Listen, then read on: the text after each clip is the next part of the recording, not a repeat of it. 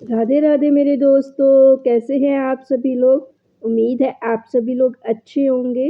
कहानी के लिए मेरे चैनल को सब्सक्राइब कीजिए, कहानी को लाइक और शेयर ज़रूर कीजिएगा। और कहानी कैसी लगी प्लीज़ कमेंट बॉक्स में ज़रूर बताइएगा।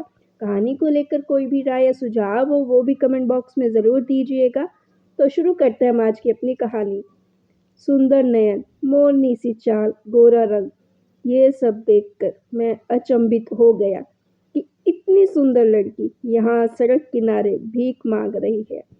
मैं उत्सुकता से उसकी तरफ देखे जा रहा था। इससे पहले मैं उससे कुछ पूछता, बत्ती हरी हो गई और मैंने अपनी गाड़ी आगे बढ़ा ली।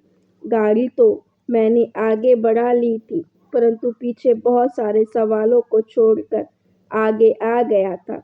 मन में बस एक ही ख्याल आ रहा था कि कैसे कितनी सुंदर, देखने में भी अच्छे घर से लग रही है, फिर सड़क पर भी क्यों भीख मांग रही है। मन में लाखों सवालों को लिए मैं अपनी मंजिल जाने की अपने दफ्तर आ गया। दिन भर मैंने काम तो किया, परंतु मेरा ध्यान सिर्फ उस सुंदर स्त्री की तरफ रहा। जब मैं वापस आ रहा तो जैसे ही बत्ती आई, मैं सिर्फ उस लड़की को ही ढूंढ रहा था। कहीं से वो सुंदर लड़की मुझे फिर मिली। मैंने उसे बुलाया, बेचारी दौड़ी चली आई। मैं उसकी तरफ देखे जा रहा था, परंतु आगे से उसे लड़की ने कहा, साहब क्या देख रहे हो, पैसे देने हैं तो दो, वरना मैं आगे जाऊं। मैंने कहा, नहीं नहीं, देता हूँ। जेब से 100 रुपये निकाले और उसके हाथ में देते हुए उससे पूछने लगा, आप यहाँ कब से हैं। अरे साहब, आपको क्या लेना इन सब बातों से, अपना काम करें। इतनी देर में पीछे गाड़ी वाले ने हॉर्न बजा बजा कर इतना शोर कर दिया, मैंने आनंद फानन में गाड़ी तेजी से आगे बढ़ा दी। मन सवालों को लिए मैं घर आ गया, खाना खाया, थोड़ी देर आराम किया और फिर सो गया। मुझे पता ही नहीं लगा मैंने कब खाना खाया, कब मैं सोचते सोचते सो गया। परंतु सोते सोते भी मन में वही सवाल दौड़ रहे थे। अगले दिन सुबह बत्ती पर मुझे फिर से वही सुंदर लड़की मिली। मैंने उसे इशारा करके अपनी तरफ बुलाया। वह भी दौड़ी आई। मैंने उनसे पूछा, आप यहाँ पर भी कितने दिनों से भीख मांग रही हो। वह जोर जोर से हंसने लगी। मैंने उसे दोबारा फिर पूछा, फिर भी वह जोर जोर से हंसने लगी। फिर उसने कहा, साहब पैसे देने हैं तो दीजिए, वरना कोई सवाल मत पूछिए। इतनी देर में फिर बत्ती हरी हो गई और मैंने गाड़ी को रफ्तार दी, पर सवाल वहीं के वहीं थे। पता नहीं कैसे उसके बारे में जानने की उत्सुकता बढ़ती जा रही थी।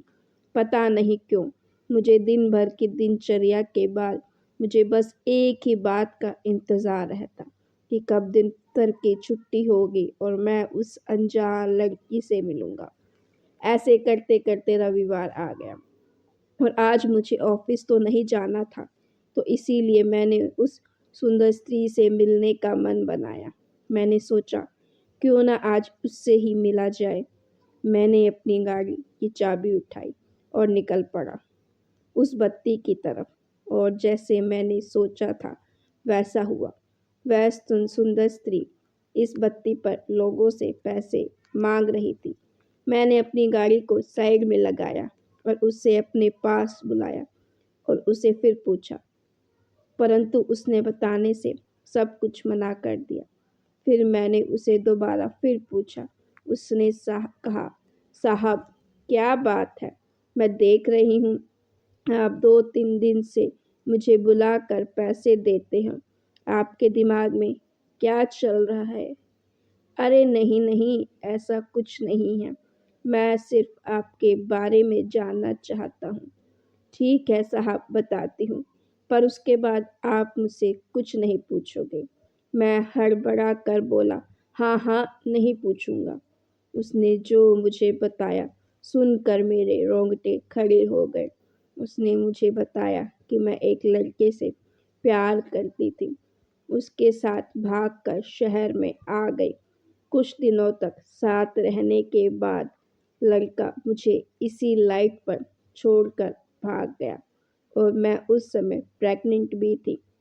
میں کسی کو جانتی بھی نہیں تھی، اسی لیے میں نے اسی لائٹ کی جھگی میں رہ رہی ایک کاکی سے ملی۔